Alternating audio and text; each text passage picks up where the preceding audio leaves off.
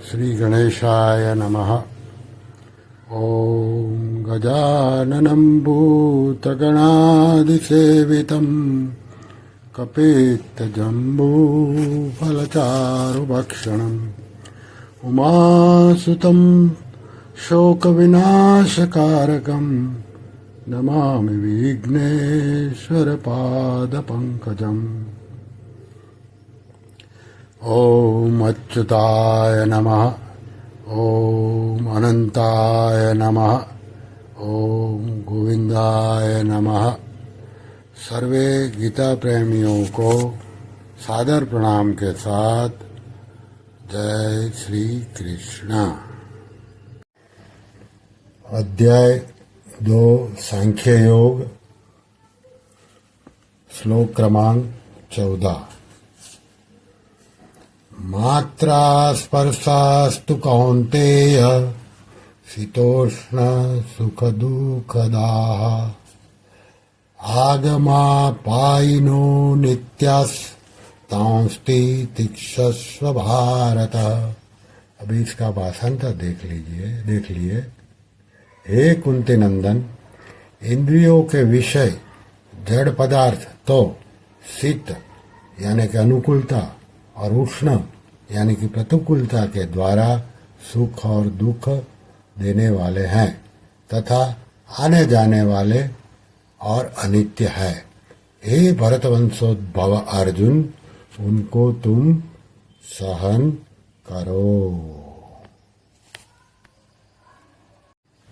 अब हम ये श्लोक की व्याख्या जो स्वामी रामसुखदास जी ने समझाई है उसको देख ले। एक नम्र विनती है कि अगर आपको ये विवेचन अच्छा लगता है तो उसको जरूर लाइक कीजिए, ज़्यादा से ज़्यादा लोगों को शेयर कीजिए और हमारी चैनल को सब्सक्राइब कीजिए। इससे हमें प्रोत्साहन मिलता है। अभी हम व्याख्या देखें। यहाँ एक शंका होती है कि इन 14वें 15वें श्लोक से पहले 11वें 13वें श्लोक तक और आगे 16वें से 30वें श्लोक तक देही और देह ये दोनों का ही प्रकरण है। फिर बीच में मात्रा स्पर्श के ये 2 श्लोक प्रकरण से अलग कैसे आए? इसका समाधान यह है कि जैसे 12 श्लोक में भगवान ने संपूर्ण जीवों के नित्य स्वरूप को बताने के लिए किसी काल में मैं नहीं था, ऐसी बात नहीं है, ऐसा कहकर अपने को उन्हीं की पंक्ति में रख दिया। ऐसे ही शरीर आदि मात्र प्राकृत पदार्थों को अनित्य, विनाशी, परिवर्तनशील बताने के लिए भगवान ने यहाँ मात्रा स्पर्श की बात कही है। तू नित्य तत्व से देहादि अनित्य वस्तुओं को अलग बताने के लिए यहाँ तू पद आया है।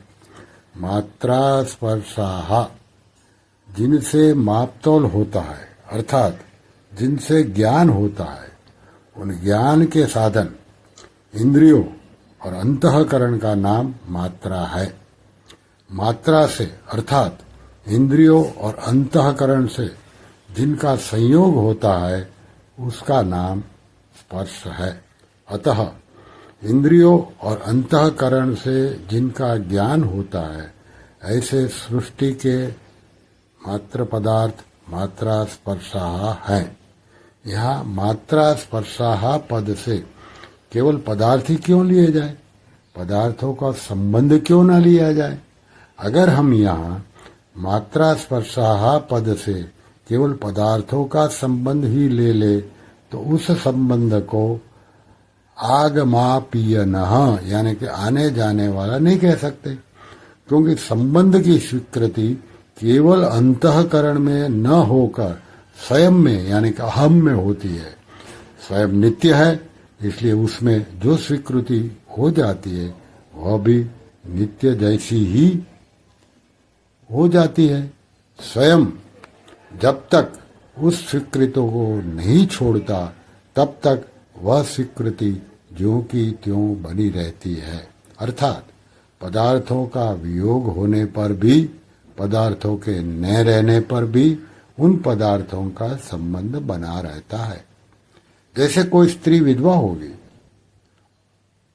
अर्थात उसका पति से सदा के लिए वियोग हो गया है, पर 50 वर्ष के बाद भी उसको कोई कहता है कि यह अमुक की स्त्री है, तो उनके कान खड़े हो जाते हैं।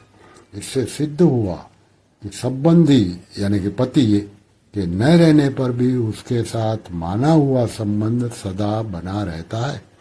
इस दृष्टि से उस संबंध को आने जाने वाला कहना बनता नहीं।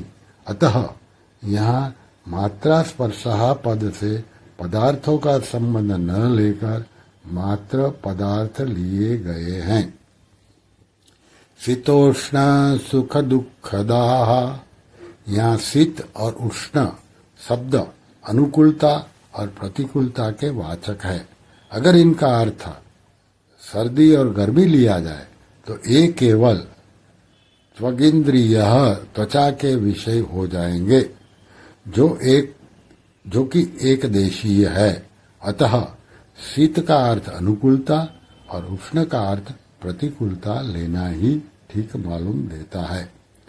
मात्र पदार्थ अनुकूलता प्रतिकूलता के द्वारा सुख दुख देने वाले हैं, अर्थात जिसको हम चाहते हैं ऐसी अनुकूल वस्तु, व्यक्ति, परिस्थिति, घटना, देश, काल आदि के मिलने से सुख होता है, और जिसको हम नहीं चाहते हैं ऐसी प्रतिकूल वस्तु, व्यक्ति, परिस्थिति आदि के मिलने से दुख होता है। यहाँ अनुकूलता प्रतिकूलता कारण है और सुख दुख कार्य है। वास्तव में देखा जाए तो इन पदार्थों में सुख दुख देने का सामर्थ्य नहीं है। मनुष्य इनके साथ संबंध जोड़ के इनमें अनुकूलता प्रतिकूलता की भावना कर लेता है, जिससे ये पदार्थ सुख दुख देने वाले दिखते हैं। अतः भगवान ने यहाँ सुख दुखदाः कहा है। आगमापायिनः, मात्र पदार्थ आदि अंत वाले, उत्पत्ति विनाशशील और आने जाने वाले हैं, वे ठहरने वाले नहीं हैं, क्योंकि वे उत्पत्ति से पहले नहीं थे और विनाश के बाद भी नहीं रहेंगे। इसलिए वे आगमापायी यानी कि आने जाने वाले हैं। अनित्याः, अगर कोई कहे कि वे उत्पत्ति से पहले और विनाश के बाद भले ही न हो पर मध्य में तो रहते ही होंगे, तो भगवान कहते हैं कि अनित्य होने से वे मध्य में भी नहीं रहते, वे प्रतिक्षण बदलते रहते हैं। इतनी तेजी से बदलते हैं कि उनको उसी रूप में दोबारा कोई देख ही नहीं सकता, क्योंकि पहले क्षण वे जैसे थे दूसरे क्षण वे वैसे रहते ही नहीं। इसलिए भगवान ने उनको अनित्याः कहा है। केवल वे पदार्थ ही अनित्य परिवर्तन नहीं है, प्रत्युत जिनसे उन पदार्थों का ज्ञान होता है वे इंद्रिया और अंतःकरण भी परिवर्तनशील है। उनके परिवर्तन को कैसे समझे? जैसे दिन में काम करते करते शाम तक इंद्रिया आदि में थकावट आ जाती है और सवेरे तृप्तिपूर्वक नींद लेने पर उनमें जो ताजगी आती थी वह शाम तक नहीं रहती, इसलिए पुनः नींद लेनी पड़ती है।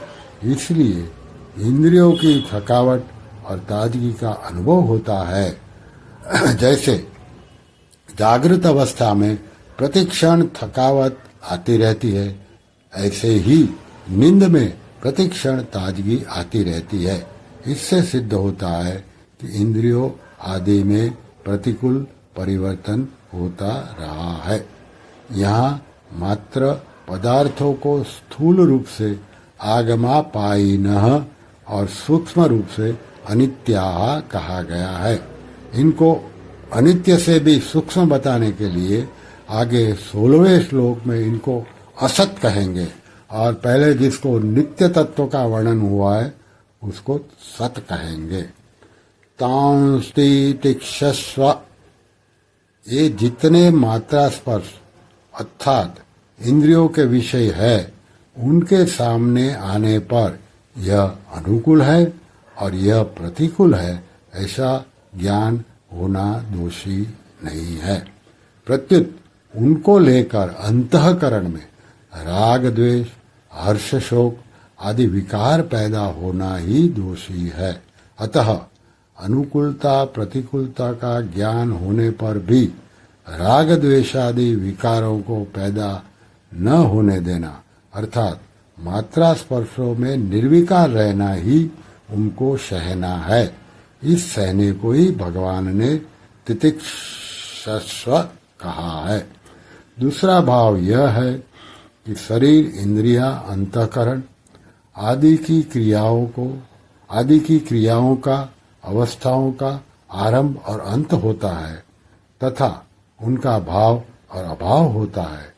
ये क्रियाएं अवस्थाएं तुम्हारे में नहीं है, क्योंकि तुम उनको जानने वाले हो, उनसे अलग हो। तुम स्वयं जो के त्यों रहते हो, अतः उन क्रियाओं में अवस्थाओं में तुम निर्विकार रहो। इनमें निर्विकार रहना ही तितिक्षा है। श्री कृष्ण शरणं मम। ओम श्री कृष्ण शरणं मम। श्री कृष्ण शरणं मम। ओम श्री कृष्ण शरणं मम। श्री कृष्ण शरणं मम। श्री कृष्ण शरणं मम। ओम श्री कृष्णार्पणमस्तु।